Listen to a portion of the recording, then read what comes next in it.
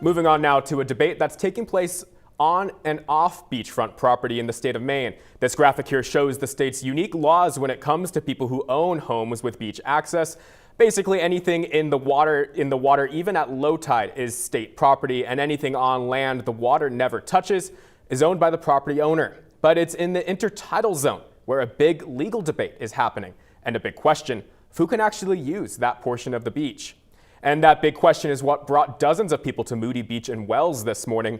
They were protesting that intertidal zone should expand to include more public beach access. The only problem they would need is to change state laws. News Center Maine's Pearl Small has more. Ocean, sand, and sun. Moody Beach for everyone. How many of you have ever woken up on a sunny summer day and said to your kids or your spouse or your friends, let's go to the beach today to fish, fowl, and navigate?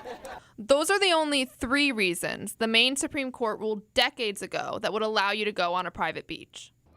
That's why on a busy summer day, we find ourselves packed like sardines onto a tiny patch of sand while the rest of the beach lay virtually empty. Jeannie Connerny organized the protest. Her family has been coming to this beach for the last 50 years. However, a 1989 ruling restricted their access. Now, her family can only use 3 limited pieces. But Connerny's family is looking to overturn that ruling, filing a new lawsuit in 2021. And we just wanted to spread the word that this is happening.